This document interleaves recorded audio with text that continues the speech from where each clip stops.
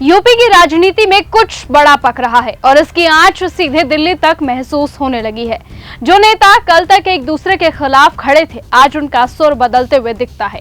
कांग्रेस नेता राहुल गांधी ने हाल ही में बीएसपी सुप्रीमो मायावती की खुलकर तारीफ की है, उन्हें बहादुर और प्रभावशाली नेता बताया है। अब राजनीति में इतनी बड़ी तारीफ यूं ही नहीं होती, इसके पीछे रणनीति जरूर होती है। नमस्कार, आप देख रहे हैं न्यूज गंगा और मैं हूं आपके साथ निशा भारद्वाज। असल में कांग्रेस अच्छी तरह से ये बात जानती है कि उत्तर प्रदेश में बिना मजबूत दलित वोट के सत्ता तक पहुंचना लगभग नामुमकिन है और इसी क्रम में मायावती के पास आज भी साइलेंट लेकिन पावरफुल वोट बैंक है, जो चुनावों का पूरा गेम बदल सकता है। और अगर कांग्रेस और बीएसपी साथ आते हैं तो उनका संयुक्त वोट शेयर शुरुआत में ही 20% के आसपास पहुंच सकता है, जो किसी भी पार्टी के लिए बड़ी चुनौती है। लेकिन इस बार इस पूरे समीकरण का सबसे बड़ा और दिलचस्प किरदार है नगीना से सांसद चंद्रशेखर आजाद।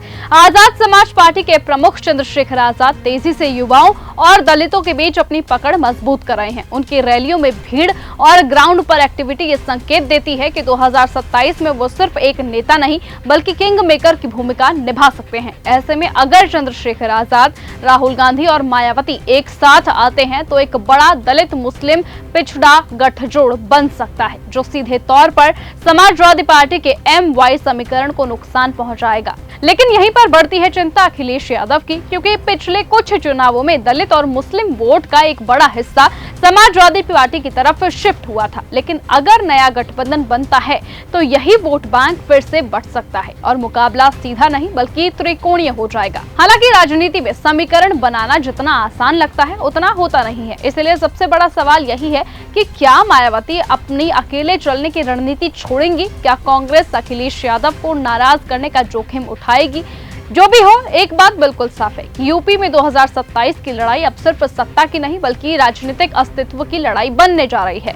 अब देखना यह होगा कि राहुल गांधी की ये तारीफ सिर्फ शिष्टाचार है या फिर आने वाले समय का सबसे बड़ा मास्टर स्ट्रोक। देखना होगा कि क्या राहुल गांधी मायावती को अपने साथ आने के लिए मनवा पाते हैं या नहीं।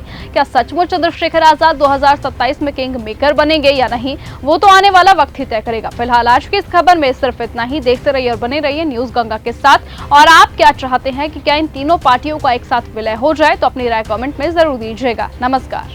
अगर आपको ये हमारा वीडियो पसंद आया हो तो इसे लाइक और शेयर करना बिल्कुल ना भूलें। साथ ही हमारे चैनल न्यूज गंगा को सब्सक्राइब और फॉलो जरूर करें ताकि देश और दुनिया की हर बड़ी खबर आप तक सबसे पहले पहुंचे।